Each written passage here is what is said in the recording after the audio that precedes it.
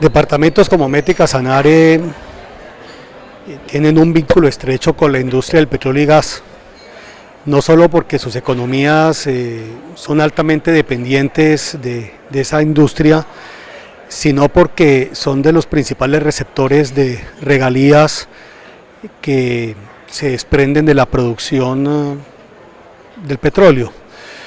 Colombia está frente a dos escenarios: un escenario de sostenimiento, de crecimiento de la industria durante unas décadas acompasadas con una transición energética responsable, o un escenario en el que la industria languidece o se le condena a desaparecer o a morir prematuramente de una manera innecesaria. En el primer escenario, sin duda alguna, creo que esta industria puede continuar aportando, y si hacemos un buen uso de los recursos, de las regalías, podemos avanzar en una incluso diversificación productiva de estos departamentos, que es clave. Pero en el segundo escenario, el de condenar a esta industria a muerte de manera innecesariamente prematura, pues creo que no solo el país sentiría un golpe en sus finanzas nacionales gigantesco, sino que también pues las regiones productoras, pues porque son altamente dependientes de las regalías. Entonces todo esto un poco para indicar que creo que es un deber de todos, además con los habitantes de estos departamentos, defender las regalías. Y defender las regalías significa que debemos salir a defender la industria del petróleo y gas, que el país la necesita y que estas regiones la necesitan y la van a necesitar por un tiempo importante. El Meta es un departamento llamado regaliodependiente, es decir, el Producto Interno Bruto y nuestras finanzas dependen básicamente de que entre más petróleo haya, más plata hay para inversión en la región. Sí, así es. Ahora, que ese es el ideal, no. Lo que más quisiéramos es que el departamento del Meta no dependiera tanto de su economía de la industria, pero los procesos de diversificación económica y productiva no sean de la noche a la mañana. Y un departamento como el Meta no puede dar un salto al vacío, porque el nivel de pobreza y el nivel de conflictividad sería inmanejable. Entonces, una cosa es en el discurso de decir es que no puede continuar siendo tan dependiente, sí es cierto. Y entonces, ¿qué vamos a hacer? ¿Qué hemos hecho para lograr esa diversificación? ¿Cómo podemos aprovechar las regalías durante los próximos años para ayudar a esa diversificación, para ver qué podemos hacer en materia de turismo, en materia agrícola, ganadera, en otros sectores económicos, y hacerlo?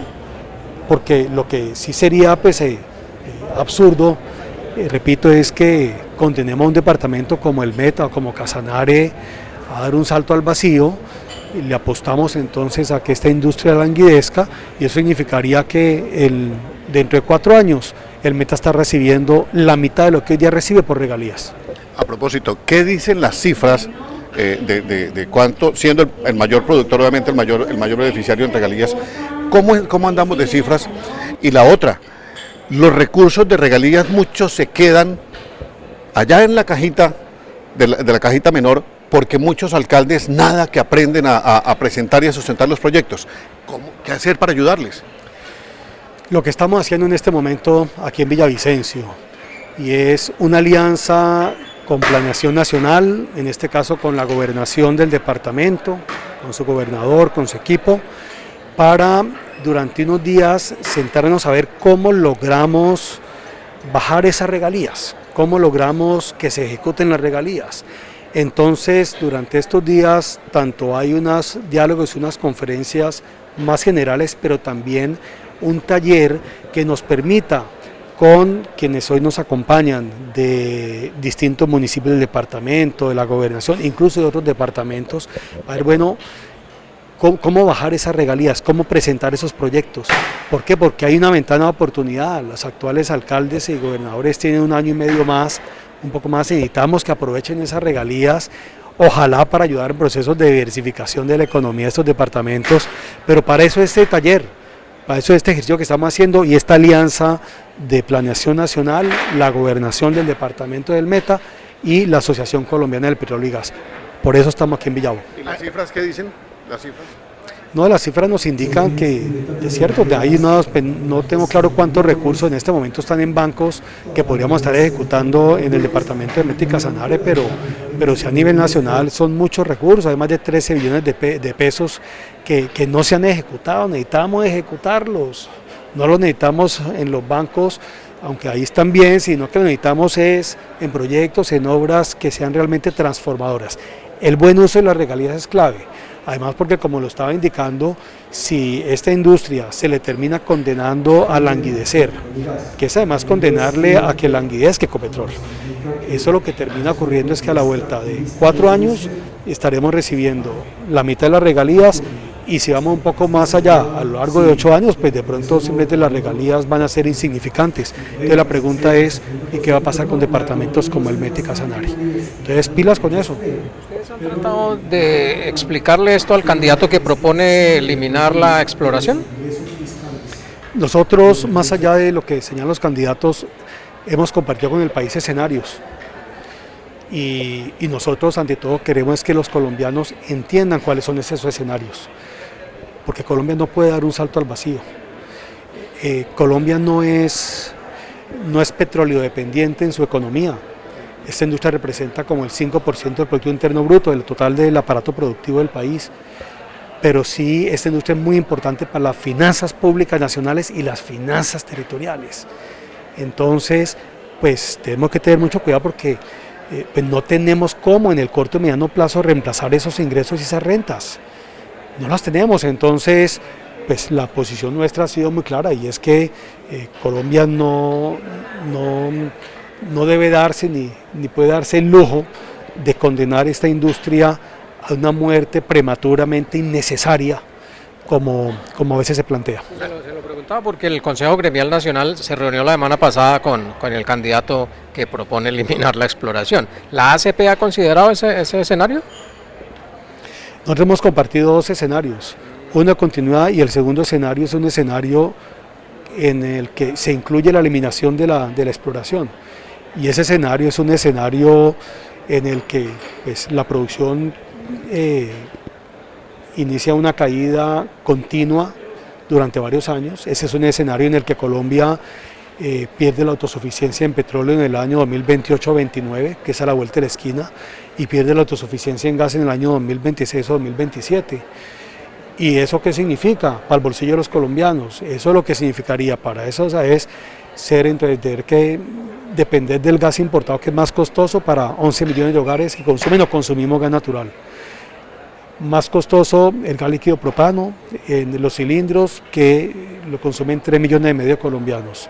Más costosa la electricidad, porque el 25% de electricidad del país se genera ¿con qué? Con gas natural. Entonces, teniendo petróleo y gas Colombia, no tiene ningún sentido perder la autosuficiencia energética y tener dependiendo de otros. Ya tuvimos la experiencia Colombia nosotros estábamos dependiendo de que Venezuela nos enviara gas natural, y el presidente Maduro decidió no enviarnos gas natural y estuvimos al borde de un racionamiento gigantesco. Eso es insólito. Eso es insólito. La gran lección de Europa en este momento, ¿cuál es? Europa depende en este momento un 40% del gas ruso y un 30% de los combustibles rusos. Se están dando contra las paredes. Se equivocaron de política pública. Si uno puede ser autosuficiente energéticamente, debe serlo, y si no, por lo menos dependa de unos socios y de unos aliados que sean confiables. Entonces nosotros, ¿a quién vamos a echarle? ¿De quién vamos a depender? ¿De Venezuela? ¿De los chinos? ¿De Rusia? No, tenemos petróleo, tenemos gas, debemos aprovecharlo y al mismo tiempo ir avanzando en una transición energética que sea responsable. Ustedes como voceros de la industria petrolera, escuchaba ayer a los voceros del carbón que no aceptan que se compare que Colombia es un país carbonífero, petrolero y también exportador de coca, como lo dijo un candidato. ¿A ustedes eso les duele, que los comparen con un negocio ilegal como es el narcotráfico? En campaña se dicen frases efectistas y que naturalmente los medios recogen y le preguntan con toda razón uno qué piensa sobre las mismas. Yo no voy a hacer referencia a ese pronunciamiento, pero sí los invito a una reflexión. Si fuese cierto ese pronunciamiento, ¿qué vendría siendo Ecopetrol? ¿Okay? ¿Una organización criminal? Si ese pronunciamiento fuera cierto, ¿qué vendrían siendo todos los empleados de Ecopetrol? Entonces terminarían siendo que tenía que ser ojo, Entonces hay que tener mucho cuidado, unas son las actividades legales y otras las ilegales en Colombia. Y la industria del petróleo y gas durante más de 100 años ha sido fundamental, un pilar fundamental para el desarrollo económico y social de Colombia y es el que ha permitido en gran medida el desarrollo del país. Entonces, repito, no voy a hacer referencia a pronunciamientos que seguramente son muy efectistas en campaña, pero sí es muy importante que los colombianos aprendamos a distinguir sobre este tema y creo que los colombianos, yo creo profundamente en la inteligencia de los colombianos. Usted ya está informado. Noticias Ya. Nos oyen, nos ven, nos leen y nos creen.